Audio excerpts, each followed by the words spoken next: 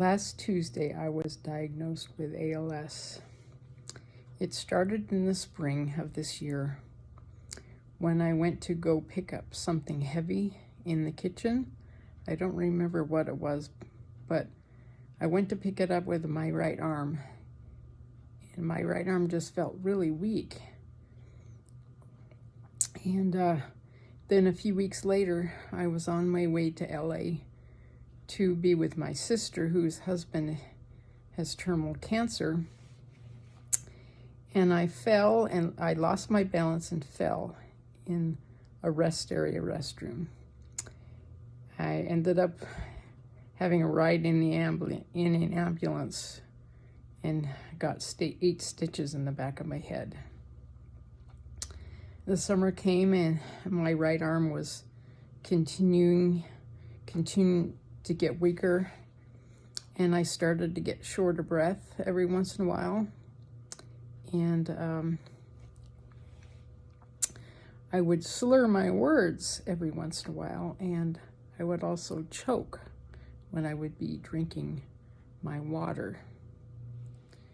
Well, the fall came and I headed back down to Karen's again.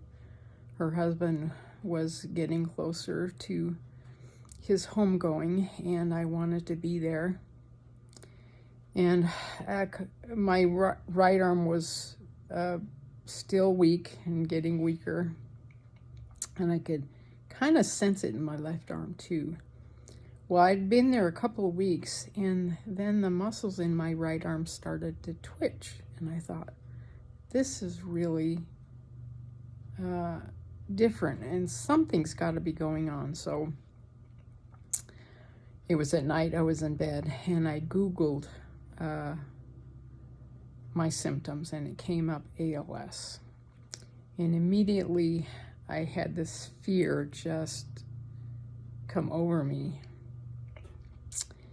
And ALS is a disease there's no cure for, and it's basically your muscles no longer can be used because your nerves die, and you end up basically being a prisoner in your own body. And I just started praying. I said, Lord, if this is your plan, I trust you because you're good.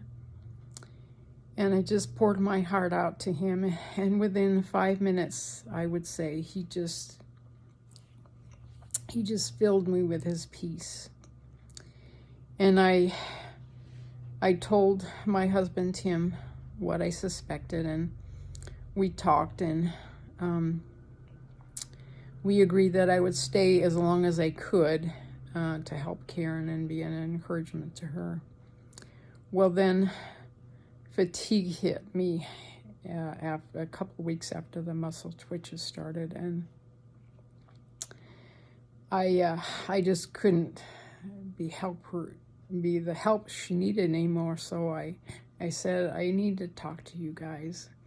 And I sat them down, and I told them what was happening, and we all teared up, of course.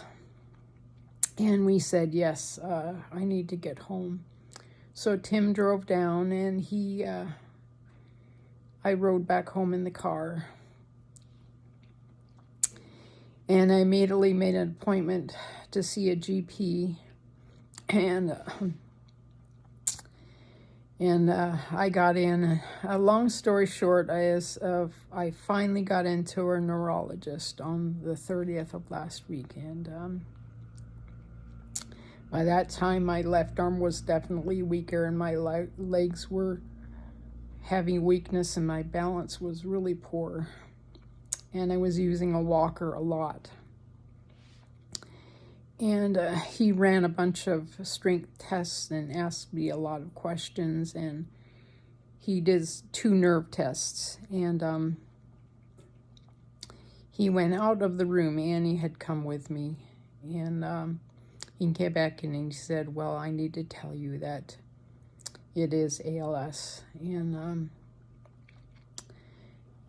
Annie and I both teared up, and he said, but you knew that, didn't you? And I said, yes. And from the night that the twitches had started, I just sensed in my heart that this is what was happening. And he talked to us at length, and he said, I want you back in 2 weeks, and we'll go over some more things. And his nurse came in, and she talked about the ALS clinic, which I will be starting in January. I just want to say that for someone who doesn't know the Lord, this would be a devastating thing to hear. And while wasn't good news, and it was news I didn't want to hear,